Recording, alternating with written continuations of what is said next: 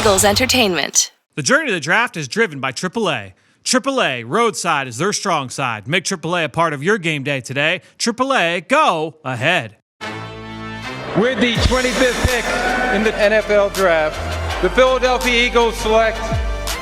You're listening to the Journey to the Draft podcast, driven by AAA. Welcome to the Journey to the Draft podcast, driven by AAA. I'm your host, Fran Duffy, and we've got a lot of games to talk about here ahead of us here on the Journey to the Draft podcast, driven by AAA. Very top of the show, we're going to chat with Ben Fennell in Saturday Scouting. We're going to take a look around the college football landscape. We've got some declarations to talk about from the junior class. We've got some matchups to watch here for this weekend. We've got mock drafts, a lot to cover here at the top of the show in Saturday Scouting. After that, I get into an interview that I did with the Senior Bowl's executive director, and that's Jim Nagy. Always great to have Jim on the show, a longtime NFL scout, now in his third year running the Senior Bowl, and obviously a little bit of a unique year, right? So we're going to talk with Jim about the process and some of the players that have already pledged to go down to Mobile in January. So we'll talk all about that with Jim. And then after that, we wrap it up with Ross Tucker and Pick Six. A lot to cover. Always a lot of fun with Ross, and we'll do all that at the end of the show. Before we get things started, though, best way to throw us your support, go into Apple Podcasts or Stitcher, leave us a rating, leave us a comment. If you leave us a question, we'll answer it.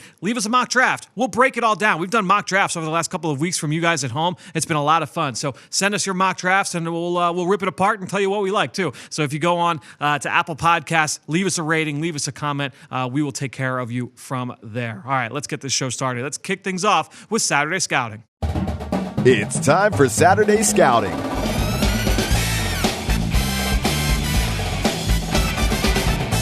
All right, well, let's kick things off as we always do here with Saturday Scouting and Ben Fennell. Ben, we've got some noteworthy things to hit on over the last couple of days since you and I last spoke with Dane Brugler. First off, a bunch of games, once again, postponed or canceled due to COVID-19. I think that's just going to be a fact of life here in college football this season, unfortunately. But we did have a couple of declarations over the last couple of days. We'll look at the Louisville Cardinals. Their running back, Javian Hawkins, declared for the draft. I have not done a deep dive on Hawkins yet. I have watched Louisville a couple times this year, especially early in the season. Seems like an explosive guy who's got the ability to make some big plays. But again, I have not done the deep dive on him.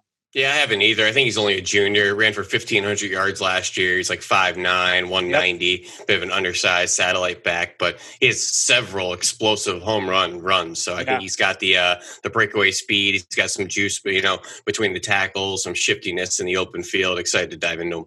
So the other big tandem that declared were the two South Carolina corners, and I have done deep dives on both. You have done deep dives on both, I believe.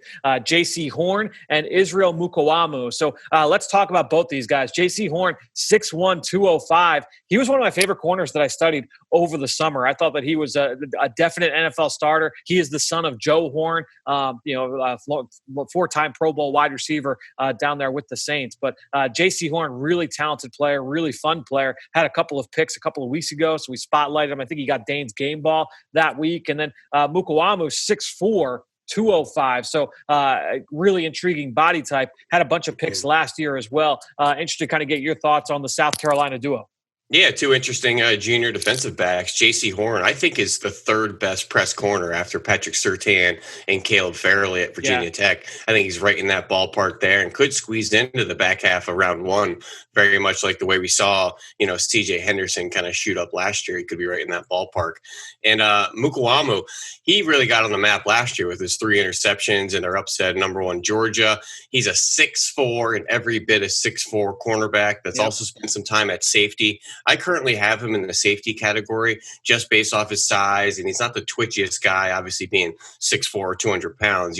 Doesn't come with a lot of twitch, but he's a guy that I think his position at the next level is still being sorted through. Yeah, he'll be a 21-year-old rookie. Actually, both these guys will be a 21-year-old rookie. So two really young players. I'm excited about both because I think they're both really physical. I think they've got some position versatility. You mentioned Mukuamu bounce between corner and safety.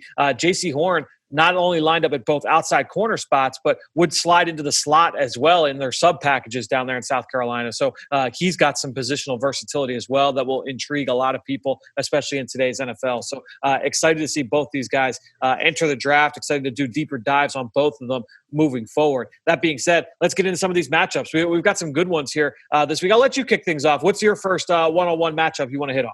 Well, I'm excited to see a battle of top 10 teams, and that's Ohio State and Indiana. And that's I want to see Sean Wade, perennial kind of first round defensive back projection at Ohio State against a receiver, Mr. Elias D'Angelo Fillier. He goes by the name Whop out on the streets, his nickname for his love of Whoppers. He cooked Sean Wade a couple times last year, but didn't get great throws from the quarterback. I want to see if they get matched up and maybe Fillier can take him down the field. Wade's a guy that I think is struggling with his turn and run and really questioning his long speed. Fillier is a guy that has explosive speed, can take you down the field. He led the Big Ten in yards after catch as well last year, so he's a guy they like to get in space and get the ball in his hands. Kind of an interesting matchup. I don't think people are realizing how many NFL prospects are on this Indiana Hoosiers team. Yeah, we're going to talk a little bit about this matchup with Fillier in particular a little bit later in the show as well. I'm excited to see what Indiana can do. Obviously, I think they've become kind of a media darling, coming out of nowhere. They get the big last-second win against Penn State in Week 1, but they've done nothing but win since as well. So I'm excited to see what kind of fight they can put up against Ohio State. Obviously, just a juggernaut with what they've done so far this season. I'm going to go down to the SEC. Kentucky versus Alabama. And Ben, it pained me to steal the Kentucky offensive line from you, but looking at Drake Jackson, the center, he is a senior, 6'2", 310. I studied him over the summer, and I'm excited to see him in this matchup because you look at the Alabama defensive tackles. They've got some young players there. DJ Dale is a guy that I'm excited about moving forward, but Christian Barmore is a guy we highlighted a lot over the summer. And from what I understand, I have not studied, but from what I understand, and you can kind of support this, he has not played particularly well so far this season, or at least the play has been a little bit up and down. But Drake Jackson, really good snap to block quickness. I really like the way he gets into defenders quickly, plays with natural pad level and bend. He's just a grappler. He's always working to gain leverage with his hands. He's a really good run blocker. He's quick enough to get up to the second level and work against linebackers as well. So, Drake Jackson against Dylan Moses could be interesting in this game, up in space. But interested to see Drake Jackson against this Alabama front. This will be one that when I go back to study, not just Jackson, but the rest of this Kentucky offensive line, I'll be sure to look at him against this Alabama front seven. Yeah, he's a combo blocking savant. He's really good at finding and locating those blockers and linebackers on the second level, knowing just enough how to help out his guards to the left and right of him on double teams and then when to release up to that second level. Really fun player there. Also, keep an eye out for their right tackle, Darian Kennard. It's like 6'5", 340. I'm telling you, if he puts on a shutdown performance against the Alabama Crimson Tide and some of those explosive edge rushers, young edge rushers too, there's some people that think Kennard is a first-round NFL type of talent. And when you really watch his tape, you could see it on a down-to-down basis. He's massive, he's strong, he's athletic, absolute mauler. But we're going to go over to the Big 10 here. The Big 12. Oklahoma State, little rivalry weekend here. Oklahoma pass rushers, Ronnie Perkins and Nick Bonito. Ronnie Perkins had 11 pressures against Kansas. Bonito had 8 pressures. They each had 2 sacks. That's going to go up against Oklahoma State's offensive line. Right tackle Tevin Jenkins on his way to the Senior Bowl. Seems to be a day 2 tackle projection for the next level. And then Josh Sills, who's a West Virginia grad transfer, played a lot of ball for West Virginia in the Big 12, came over to Oklahoma State as a grad transfer, played the first 4 games at left guard. Last 2 games, Fran, slid over to left tackle. I'd never done that before. And let me tell you, it didn't look good. So I'm interested to see where that's going to go in the course of this week, if they're going to give him that 3rd game at left tackle. If so, it could be feasting for that Oklahoma pass rush, which Bonito has one of the best first steps in college football. Ronnie Perkins missed a couple games, but he's really hitting his stride as well. Yeah, I studied Perkins over the summer, and he is all kinds of twitched up. He can get off the ball for sure and threaten edges. And to me, that just takes me right into my next matchup, which will be in the Big Ten, in the trenches. And that's looking at Penn State, Iowa. Really one of the bright spots of this Penn State team right now is still winless at this point in the college football season, is that pass rush duo. You look at Shaka Toney, the senior, who is headed to Mobile to the Senior Bowl, Jason Oweh, who is just oozing, dripping with potential. Showed it in flashes last year as a backup, now as a full-time starter. It's impossible to watch Penn State and not see Jason Oweh making plays off the corner. And I think when you look ultimately at this matchup against Iowa, that left tackle, Alaric Jackson, this is going to be the game that everybody's looking at with Jackson. I think he's got that ability to maul people, to push people around, but can he get out of his stance and defend the corner against explosive rushers? This will be the one that everybody goes back and looks, all right, how did he fare against that Penn State duo? I'm excited to see Alaric Jackson against Shaka Toney and Jason Oweh. And I said Nick Bonito had one of the best first steps in college football because Shaka Toney, I think, has the best first step, who also on his way to the Senior Bowl and one of the best high side speed rushers in college football. And he knows how to use that speed, set it up, and then work in the counter moves, the inside moves, the spin moves underneath. One of the loosest, most exciting pass rushers in the country. So let's go to our mock draft roundup here, and we're going to take a look at a mock draft that was just posted this week. And we're going to go to a friend of the podcast, Matt Williamson, who does a great job for Pro Football Network, has the Eagles picking at 19 overall. It seems like everybody's got the Eagles picking at 19 overall. Let's look at the 5 picks before the Eagles. At 14, he's got the Minnesota Vikings taking that Penn State defensive end, Jason Oweh. I think he makes a lot of sense up there for Mike Zimmer, if Mike Zimmer is still the coach there. And then 15, the Patriots taking quarterback Zach Wilson out of BYU. 16 overall, the Chicago Bears taking Northwestern's Rashawn Slater. The Cleveland Browns at 17 taking Alabama wide receiver Devontae Smith. And then at 18, the Tennessee Titans taking another Alabama wide receiver in Jalen Waddle. Ben, what's your big takeaway there? A couple interesting things. Rashawn Slater to see there at 16th overall. I think that's the third lineman off the board after Sewell and Samuel Cosmi there. Rashawn Slater is kind of flirting there in that next mix, whether it's going to be him or Eichenberg or Alex Leatherwood. Interested to see if Matt thinks he's going to slide into guard at the next level or if he's going to hang out and be a left tackle, which he's shown in the Big Ten to handle the Chase Youngs of the world and NFL caliber edge rushers. And then another mock draft, seeing Devontae Smith back ahead of Jalen Waddle. It seems like they keep going back and forth in everybody's rankings and projections in 2020. Yeah, it'll be certainly an interesting one. I think that the fit of Devontae Smith with the Browns is interesting too, because I feel like they've got a couple guys that kind of fit that. We just had a really interesting discussion about Rashard Higgins over on the Eagle Eye in the Sky podcast, and how guys with that skill set, how much do they mean to a scheme like the Browns, where everything is well defined, half field reads, off play action boot? Do you need that crafty route runner as much as the speedster? Like I wonder what would Jalen Waddle do in that kind of scheme versus Devontae Smith. I think it's an interesting kind of discussion, and one I'm sure the Cleveland Browns will be having honestly once we get to April. All right, let's get to the next 5 here. The 5 picks after the Eagles. 20th overall, the Arizona Cardinals taking defensive tackle Christian Barmore from Alabama. 21, the Jets getting a running back in Clemson's Travis Etienne. 22, the Dolphins taking TCU safety Trevon Moehrig. 23, the Indianapolis Colts taking wide receiver Rondale Moore. And then 24th overall, the Baltimore Ravens taking Ohio State guard Wyatt Davis. Ben, what's your big takeaway there? My big takeaway is seeing a couple AFC East teams picking in the 20s here. We haven't seen that in some years. I'm not sure if this is trade capital or whatnot, how they ended up here. But Wyatt Davis looks like he's the 4th offensive lineman off the board. Deep tackle class, kind of light in interior. I wonder if that pushes up some of those interior guys, maybe that the talent drop-off on day 2 is much larger. Christian Barmore, only interior defensive lineman in the entire round 1. Seems like that's the way it's trending. Could trend even further to have no interior defensive tackles in round 1, which personally I think that's the way it's trending. And I would hate to see, for the sake of the NFL, Rondale Moore plugged in that Colts offense, another weapon. The big question is, who's the quarterback position of the future after Phillip Rivers? We got the coach, we got the O-line, we have tons of weapons in Paris Campbell and Jonathan Taylor, Nyheim Hines and Marlon Mack, and all these guys left and right on that offense. Add in Rondale Moore. Man, they are quarterback position away from being a dominant team for the next 10 years. I'm just thinking of like a mesh concept from the Colts, right? With whoever's a quarterback, but you've got Paris Campbell and Rondale Moore running shallow crosses. You've got Michael Pittman running a post, and you've got Nyheim Hines running the wheel route. It's like, let's put T.Y. Hilton on the deep post. Yeah, right. Like, I don't know, what are you doing right now? That's subtly a Kansas City Chiefs style of like weapons at an offense's disposal. Just I want to know who's going to pull the trigger at the quarterback position. Yeah. It's certainly a lot of speed, that's for sure. There are a few picks there that certainly kind of catch my eye. The Jets taking a running back in round 1, even though it's their obviously it's their second first-round pick. But you pair Travis Etienne with the quarterback Trevor Lawrence. I think that you can make that argument. I don't know if you would necessarily want to spend that first-round pick on a running back just at the stage of development that the Jets are going to be at right now. But I get the argument there with pairing Etienne. I think the backfield chemistry, having the former college teammates back together in New York, that's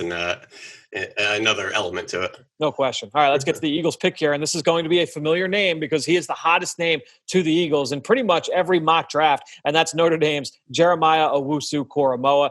Here's the blurb from that. Despite linebacker being a glaring need for the Eagles in recent seasons, they have not used a first-round pick on the position since Marcus Smith was the 26th overall pick of the 2014 draft. And this is a side note for me. Keep in mind, Marcus Smith was an edge rusher, an outside linebacker, so not even true off-ball. But all that changes in this first-round mock draft with the Eagles selecting an ascending star, Jeremiah Owusu-Koromoah, an incredible athlete. Owusu-Koromoah fits the profile that defensive coordinator Jim Schwartz looks for when compiling his defensive roster. His athleticism shows up on film, where he is consistently a disruptive force, whether that's at the line of scrimmage or in coverage. His stock has risen dramatically as part of Notre Dame's unbeaten season and transition to the ACC, leading the team in tackles for loss, and was big in the Fighting Irish's statement win over Clemson. So, Ben, you and I have talked about Jeremiah Wussocormo a lot over the course of the last month and change. We've talked about his fit with the Eagles. We talked about the value in the mid-first round. So, all I'm going to ask you here with this one, do you feel that the narrative surrounding Isaiah Simmons,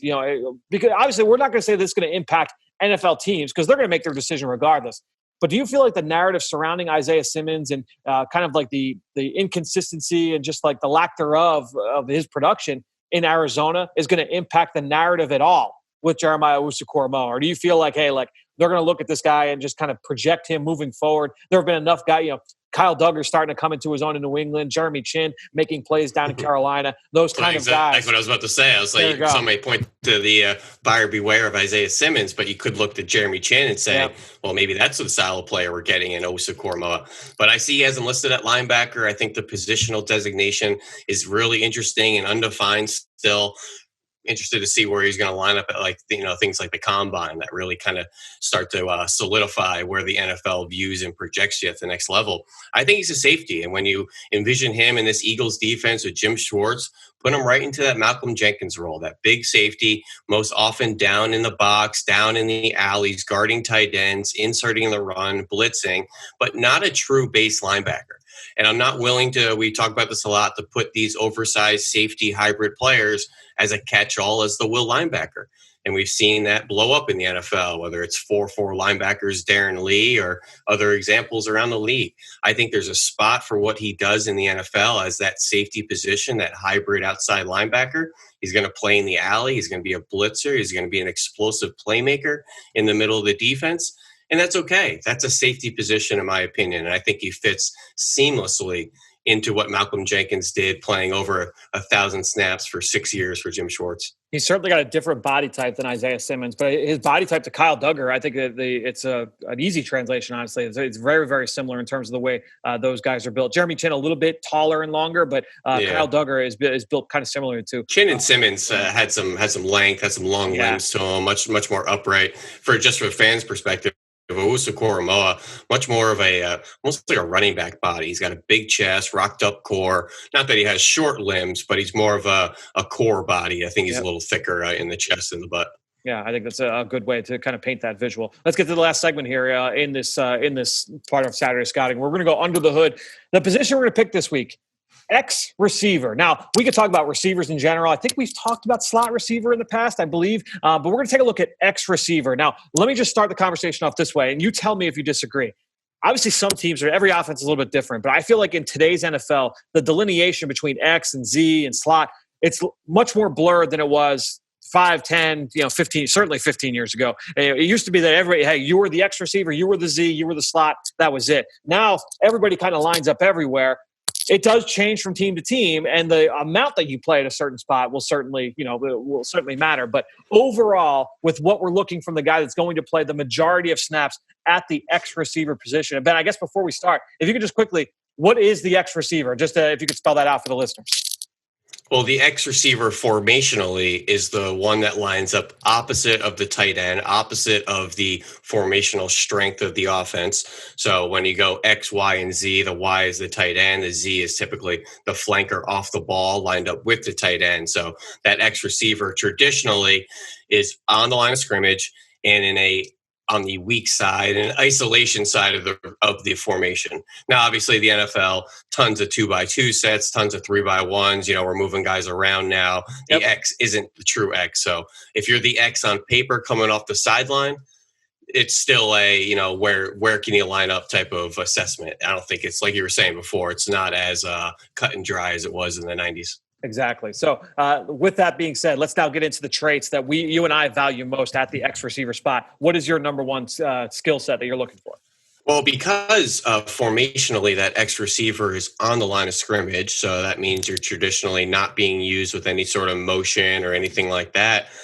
You have to be able to get off the line of scrimmage. Yep. And that's beating press coverage. You have to be able to get off the line of scrimmage first and foremost. That's the position that sees press coverage the most because you're on the line of scrimmage. You're not in a stack set or off the line, like in a slot or a flanker, where it gives you an extra yard to kind of release or be hidden. So you have to be able to get off the line of scrimmage. You have to be able to beat press coverage. And there's a variety of traits that come with beating press coverage, but just to be all encapsulating, you have to be able to get off the line. So I love talking with former receivers about this topic, about beating press coverage, because all these guys do it differently. And if you're a smaller guy, you know, it's a little bit easier. If you're a bigger guy, it can be a little bit harder. I know I've asked Mike Quick. I've asked, just lots of receivers that I talked with. In fact, I talked with former Pro Bowl wide receiver Amani Toomer last year down at the Shrine Bowl. And I asked him, this was an interview that was on the Eagle Eye in the Sky podcast this offseason. I said, what is it like to get off press? What are the coaching points for you? And he said, look, it's actually just what I just said. For bigger receivers, that's usually their struggle, to get off the line quickly. You want to come off the jam with an advantage. You don't want to be even. You don't want to be behind. You want them to be actively catching up. So you got to gain ground quickly. For quicker guys, that can be easy. For bigger guys, that can be a little bit more difficult. There's hundreds of ways to get off the line of scrimmage. It's a wide receiver's job to figure out which way works for them. And me personally, I like equating it to a pass rusher. And we've had this discussion before, equating pass rushers to receivers and defensive backs to offensive linemen in terms of their body movements and their movement patterns. I think when you look at Amani Toomer, he told me, he was like, look, I liked using my hands, but I didn't try to think about it too much. If a DB reacted one way, I knew how to respond without thinking. It was just a natural reaction. We talk about that all the time with pass rushers. You don't want them to be thinking as they're gaining ground, as they're using their hands to be able to attack the offensive tackle. For a receiver, look, they're going to try and do a lot of different ways. I remember talking about this with Eagles legend Mike Quick. I said, what's more important in beating press, your feet or your hands? And he said, every day I'll take a guy with good feet, because you can coach up hands. And to Amani's point, there are lots of different ways to win with your hands, but you need the feet. The feet have to be able to take you where you want to go. So I think when you're looking at beating the jam, beating a press corner, yeah, that was actually number 2 for me. But for everything we just talked about, my number 1 was actually winning one-on-one. You know, because you talk about, if you're the backside receiver to a 3-by-1 set, often the X receiver is going to be running what's called an isolation route. He's going to be running a deep post. He's going to be running a comeback. He's going to be running something where you've got to get open. So running a backside slant, right? Like, you can't play in the NFL if you can't win on a slant. So no matter what way that is, if you are going to win with size, if you're going to win with quickness, with technique, with long speed, I need you to be able to win one-on-one as an X receiver, because very often you're going to be running a one-on-one route. So that's the number 1 thing for me. Number 2 was beating press coverage. What was your number 2? Yeah, right in there. One-on-one route running. You have to be able to catch a slant and get yourself open on those third and mediums, third and longs, and isolation routes are the opposite of combination routes, which typically have other routes tied into the progression or tied into the concept. So an isolation route is just that. You're naked. You're on your own. You have to win for yourself. You have to get open. So one-on-one route running, there's a lot that goes into that. Obviously, release and route stem and getting in and out of breaks and catching the football and attacking leverage and everything that goes into route running, without getting too into the nuts and bolts. But right. At the end of the day, you have to be able to win for yourself. So when you're projecting at the next level, is this guy an X? Think about how he's used in college. How often is he given help to get open, whether in the bunch, in the slot, in motion, used in route combinations. And that stuff's all good. And using those schemes and schematic elements to get guys open is part of the name of the game. But when projecting to say, is he an X at the next level?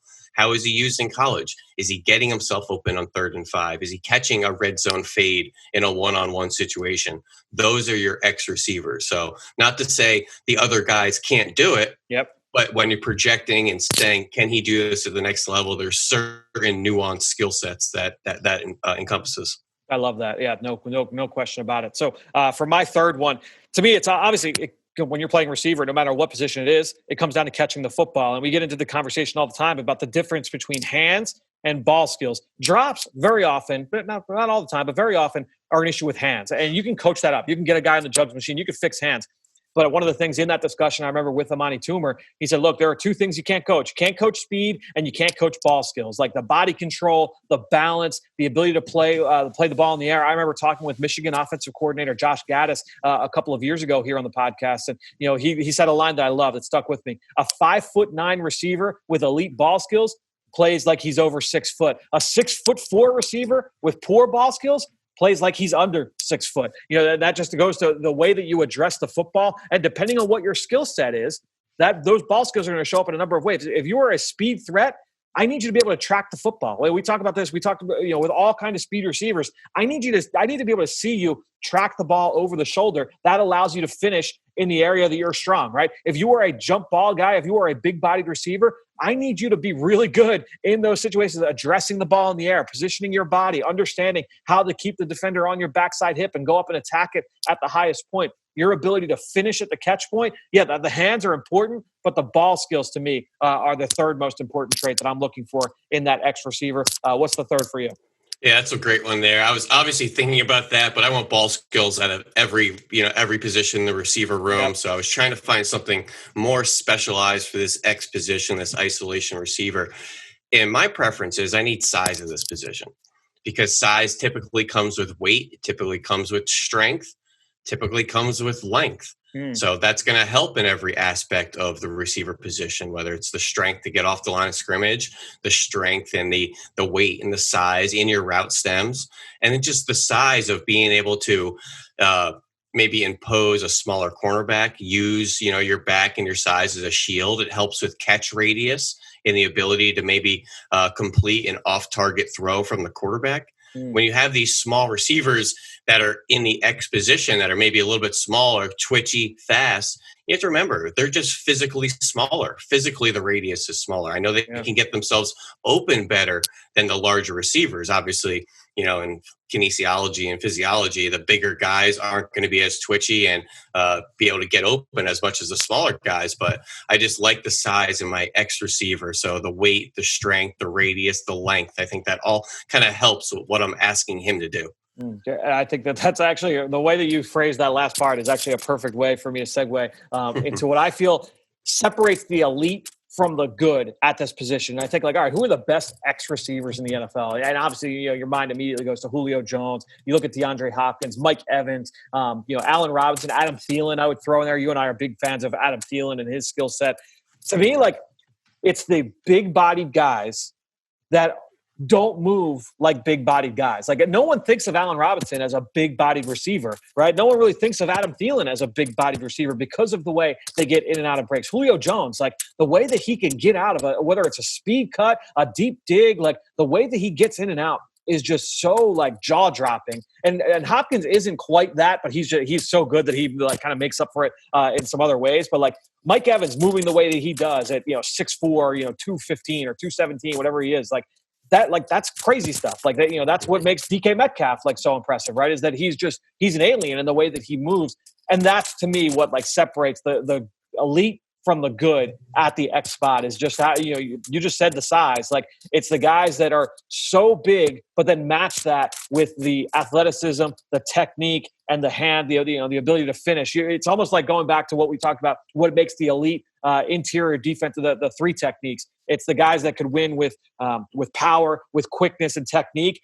I kind of view it the same way with the X receivers. The guys that can win in multiple ways at a really high level. Those are the guys that are top shelf. I just gave a big fist pump because that last line was exactly what I said. Guys to win and be dominant in multiple areas. And everything you were saying there was the three tech was the trait and the trait and the trait and the trait. So it's having the multiple dominant areas. So when we're talking about the receiver, the X spot, are you dominant in a yards after catch sense? You get a lot of, maybe off coverage in the X and you get an RPO alert just to go make your guy miss. It's a one-on-one situation.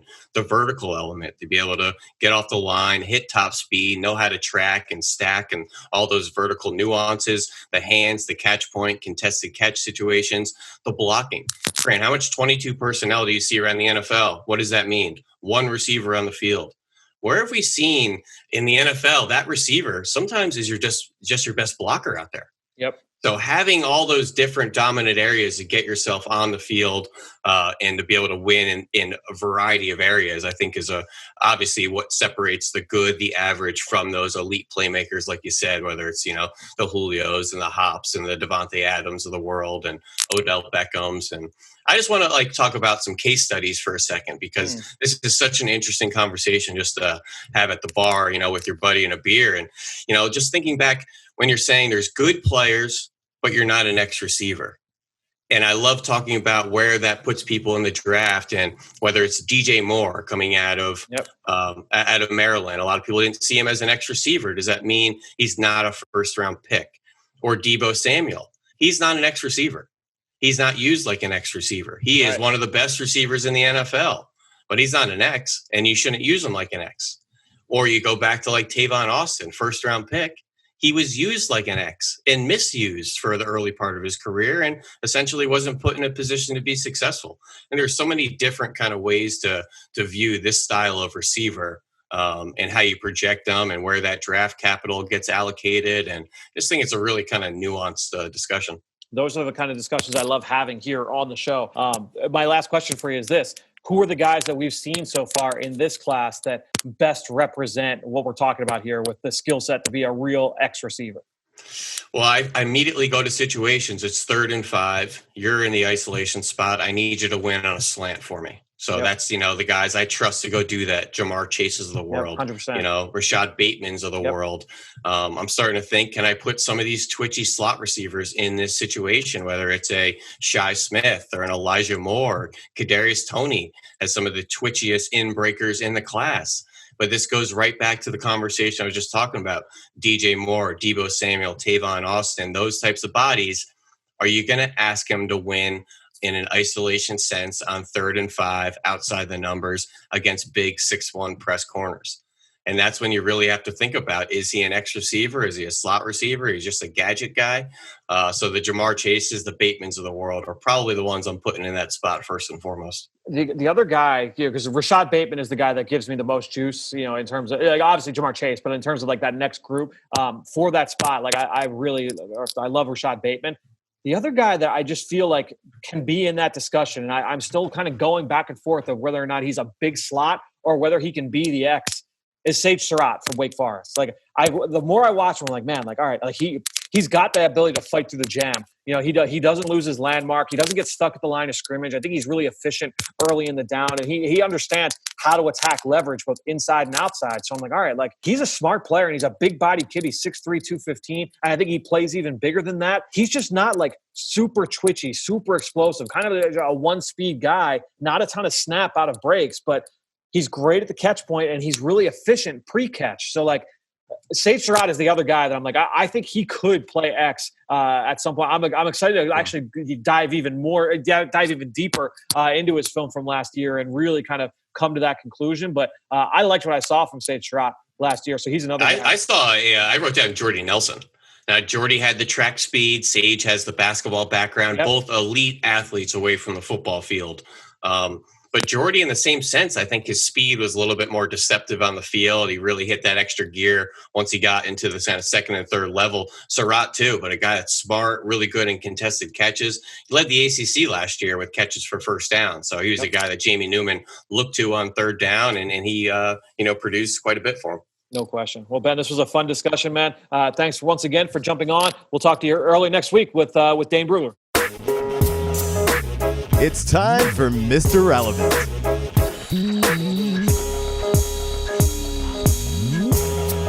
Well, excited to welcome back here to the Journey to the Draft podcast, driven by AAA, the executive director of the Reese's Senior Bowl, Jim Nagy. Jim, welcome back to the show, man. Take us through what this unique fall season has been like for you.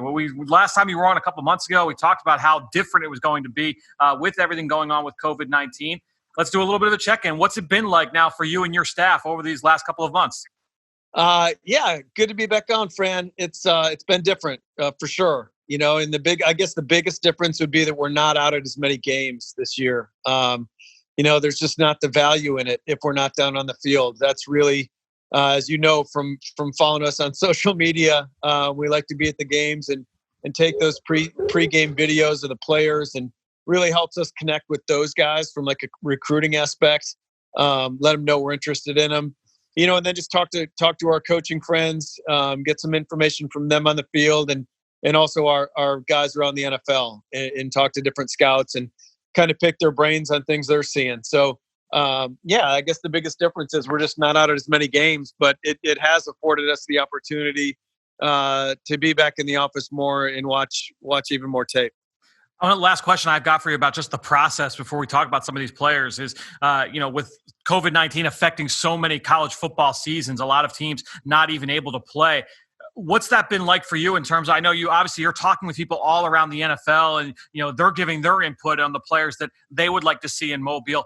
Is there a little bit more emphasis from your contacts on guys that aren't playing this year that, hey, this is our last chance to really get a chance to see them? We haven't seen them play for 10, 11 months. Or is it kind of business as usual from that side? I think the biggest thing, Fran, is just really managing the roster right now in terms of invites that go out. We really got to really mindful of the guys out west, mostly the Mountain West and the Pac-12 guys, and the MAC just got started up. So, we need to give those players an opportunity to rise up and really play their way in as seniors. I mean, senior year should mean something. So we don't want to invite all these guys off 2019 tape. I mean, they've all worked hard. All these players have put in 12 months of getting bigger, faster, and stronger.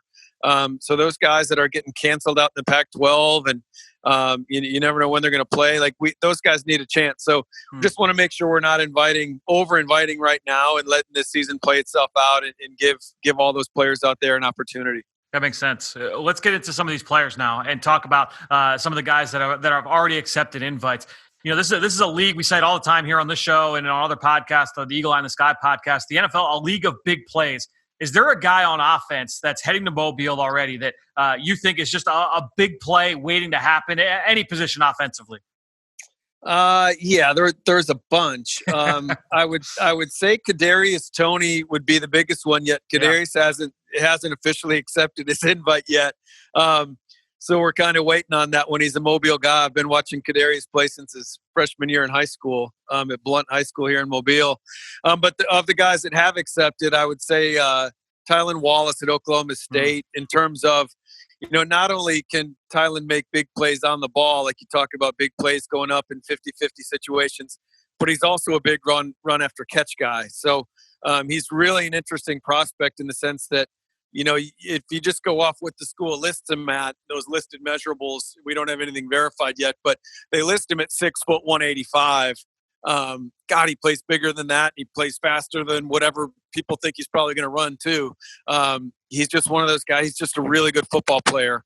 So making plays on the ball and making plays after the catch, I would say Tylan Wallace. A lot of similarities in my mind between Tylan and CeeDee Lamb, who obviously everybody loved out of the same conference last year. I think that they share a lot of similar traits. Same question for you, but on the defensive side, is there a guy that you feel like just has a knack for creating the big play on defense, whether you're talking about sacks and forced fumbles or creating big plays over the middle of the field, down the field? Who is it that can create the big play on D?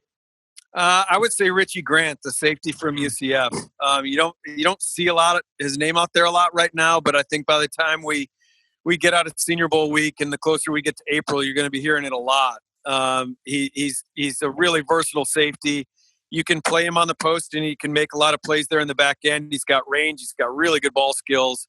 And more than that, he's really got a knack. He's got like an opportunistic knack, making him, in big situations. And he's not just a center fielder type, because he will come downhill hard, and he'll fill, and he'll run alleys, and he'll hit you. So he is, to me, the best senior safety prospect in this class. When you talk about just the physical talent, the tools, and then the instincts in the game, Richie's a playmaker. He is a real playmaker.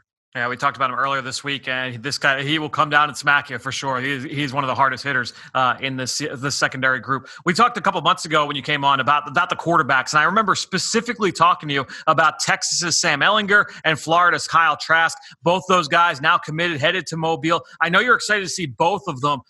What have you seen from both of those guys so far this fall, and what are you hoping to see from them down there in late January? Yeah, I'd start with Kyle. I think the biggest thing with Kyle Trask is, he's taken the next step. So he was our highest graded senior quarterback over the summer, and he's done nothing to relinquish that spot.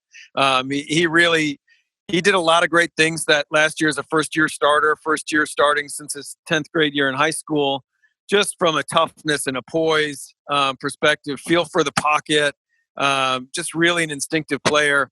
But his accuracy, he's really improved his accuracy. I mean, it was good last year. It's like a whole different level this year. The guy's just putting it where he wants to put it. And I've said this to the guys in the office, that he'd be a fun guy to sit down with during the pre-draft process if you're an NFL team, and kind of get in his head and what he's thinking on some of these reads, because there's some plays where it looks like he's making some questionable decisions, forcing the ball. I'm just kind of the mind that he's so supremely confident of his ability to place it where he wants it, that he's taking those chances because he knows he can get the ball where he wants to put it. So, and what you want to see from Kyle down here is just, I want to see more of the person. He's pretty an even keel guy. He doesn't show you a lot on the field, and I haven't been able to see Kyle play live this year. Saw him play live a couple times last year, but I wasn't really zeroed in on him last year because he wasn't, available for our game. So I'd just like to see what kind of leader he is and be around the guys. And then, back to Sam Ellinger, I think that the most impressive thing with me for Sam this year is that it hasn't always been clean. He lost Devin Duvernay and Colin Johnson last year, who both were in the Senior Bowl. He's had to adjust to a younger group of wideouts. So things haven't been perfect, but he's found a way. The guy's found a way to lead his team and move his team. And that's such an underrated aspect of playing quarterback. Like, it hasn't always been pretty, but he's found a way to get it done. And, he's played so much football there. And again, with Sam, I think he's coming into the week where, people will poke holes at some of this, passing skill set stuff. And I hate to, I'm not big on the player comp thing, unless, it all lines up. I think that, the guys in the NFL use that comp stuff a lot less than the guys than people in the media do. But I do think he's in a similar situation as like Jalen Hurts was last year. Yeah. And then going back to Dak Prescott, Dak was a guy that, you really love both those guys. You love the leadership, you love the toughness, you love the athlete, big, sturdy, strong, both those guys. So I think there's similarities. And, Dak proved himself down here. The Cowboys kind of fell in love with him, being around him that week. They were coaching the other team, but they spent a lot of time around Dak. And then I think we all saw Jalen last year. Most teams had him in the 4th, 5th round coming into the pre-draft process, and had a great week down here, threw it well, threw it well at the combine again, and ends up as whatever he was, the 51st pick in the draft. So it'll be interesting to see where Sam can take this thing, because I do think there's comparisons to both those guys. And then the last question, I know you got to get out of here real quickly. Who's a guy that's climbed up the board most, that's accepted to the game already? Who has helped himself the most with the way they've played this fall? I'll give you 4 names. Okay. Just going across the board, starting at running back. I would say Michael Carter, the running back from North Carolina, we got an acceptance from last night. He was more of a later day 3 guy for us. And, making our calls around the league, trying to get this first wave of invites going. It wouldn't be surprising if Michael Carter's moved himself all the way into day 2 draft pick. Conservatively right now, I think most teams would probably have him early day 3.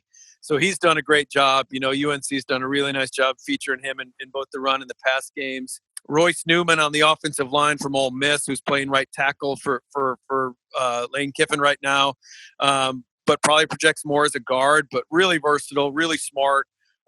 He's a hot guy in the league right now on the offensive line. Peyton Turner, the defensive lineman from Houston, has moved up farther than anyone on the board. We had him at our lowest draftable grade last year, and he was playing with a couple busted hands. He had like all these ligament damage and broken fingers and whatnot. And he's really taken the next step. He has been really disruptive when Houston's been able to play this year. And then the last guy at corner would be Rodarius Williams at Oklahoma State. He's a guy that has really taken his game to the next level in terms of confidence and focus, and just looking a lot more comfortable in coverage. No panic at all. He's doing a better job finishing on the ball. So I'd say those 4 guys have really, really helped themselves. Without a 2020 season, they probably wouldn't have gotten an invite. And, with 2020 tape, they were pretty easy decisions. Well, Jim, this has been awesome, man. Really appreciate the time once again here on the Journey to the Draft podcast, driven by AAA. We'll talk again soon before we hit down to Mobile. All right, Fran. Thanks, man. Thanks for having me on again. Now it's time for Pick Six. Well, back again for another segment of Pick Six here on the Journey to the Draft podcast, driven by AAA. My friend Ross Tucker. Ross, this is one of my favorite parts of the show where I get to tell you how much better I did than you this past week. Yeah, you know what? Oh, what? Really? You did? I mean, okay. Well, give me the breakdown. So I picked up the two games that you picked up on me last week. I took back from you this week. I took Wisconsin. You took Michigan to try and come off the schneid here. Oh my gosh, that was terrible. That was a mistake. And then the other one that was very close was, and this was actually a fun one to kind of track, was the Tulsa SMU game. I took the Tulsa margin of victory. They ended up winning by 4. You took the amount of impact plays from the stud linebacker, Zaven Collins. I think it was like sacks, forced fumbles, fumble recoveries, and picks. He had 3 of them. So you just needed one more to push, but he ended up with 3. I had the margin of victory with 4. So those were the 2 games I picked up on you last week. But we had a couple close ones, though, on the back end of it as well. Got it. All right. Well, I'll make up for it this week again. All right. Well, let's get into it. The first one, we're going to go straight pick 'em here. We've got 3 pick 'ems, 2 over-unders, and then our upset special at the end. The first pick 'em is actually going to be a Friday night game here, Ross, in the Big Ten. Purdue versus Minnesota. How do you like this one going? I'm going Purdue. And never would I thought I would have said this before the year, especially with Rondell Moore not playing in a game yet this year. But Minnesota's having some issues this year. I feel like row the boat is taking on water. I'll go with the Boilermakers, which I feel like should not happen. But, the way these teams are playing this year, I'm going to go Purdue.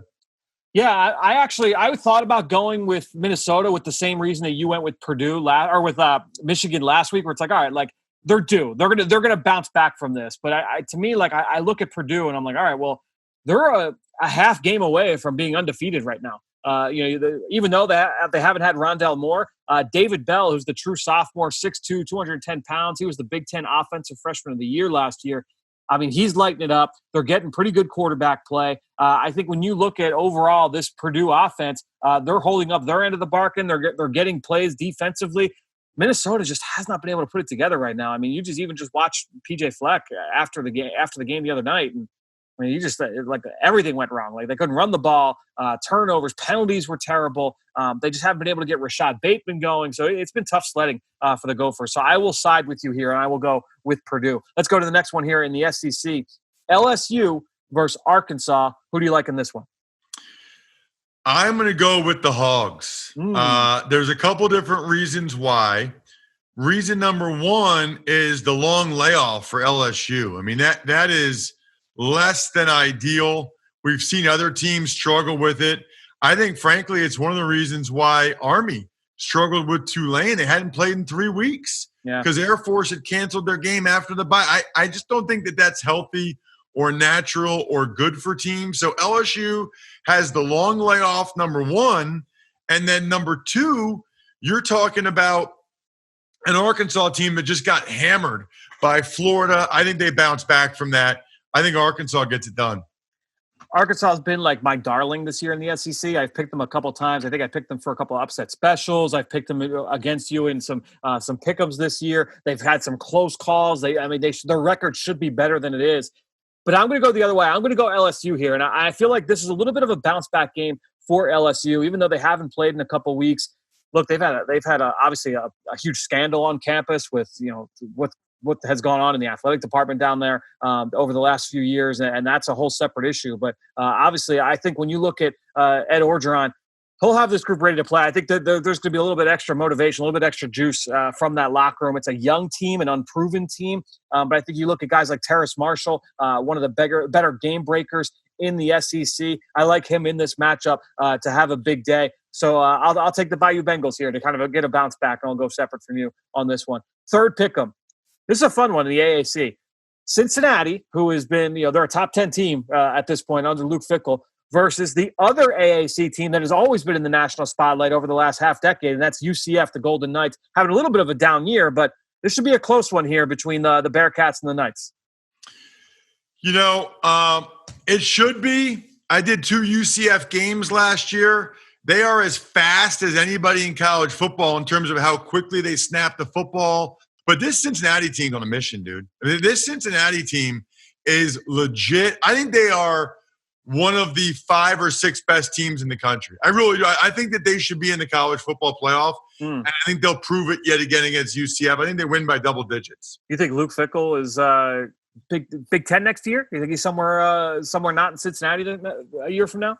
Well, the question is where or when. I mean, you're talking about a guy that could have had the Michigan State job. Yeah. And he didn't want it because why would you want to go to Michigan State when you're in the same division as Michigan, Penn State, and Ohio State?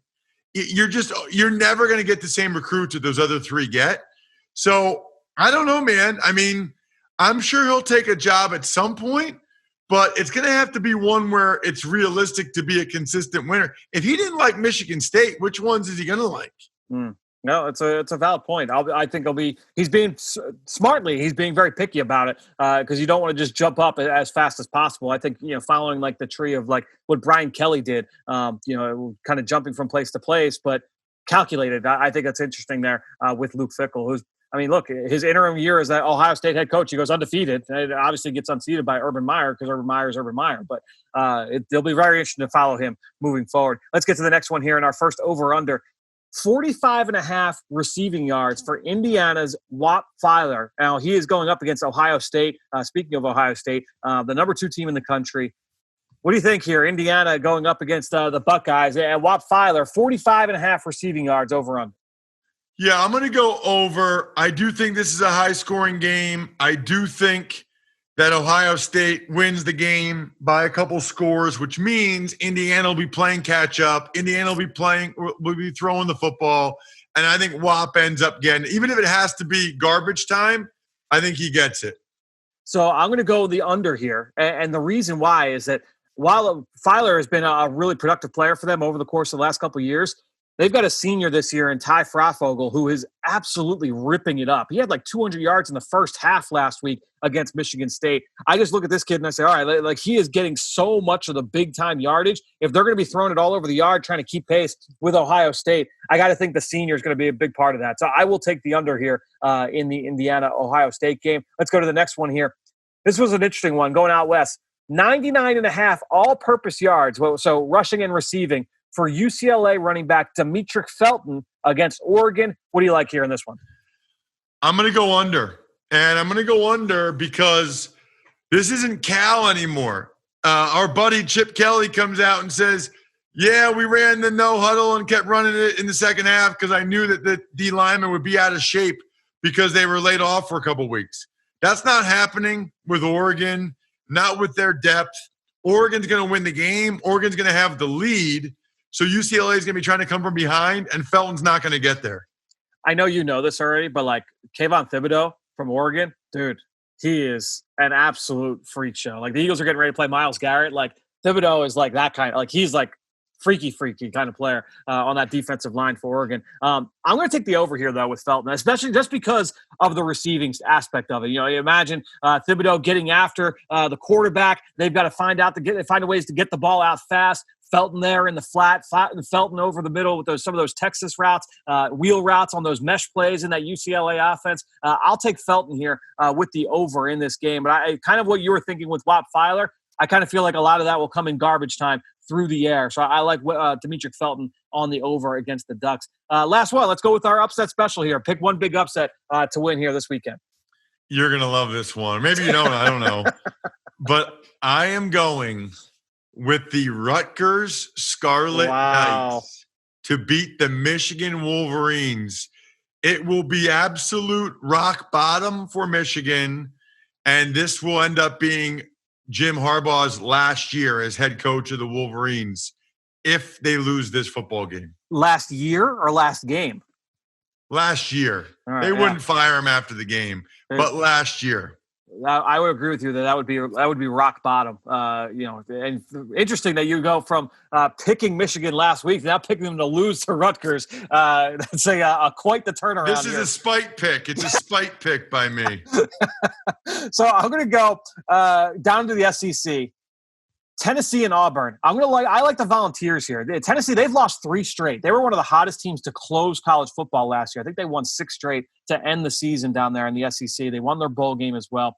They're coming off a week off. So is Auburn. Auburn missed their game because of a COVID cancellation with Mississippi State. But Auburn has some players on the COVID list themselves, though. And so I look at this. All right, they're a little bit shorthanded. We don't know who's in and who's out with them at this point.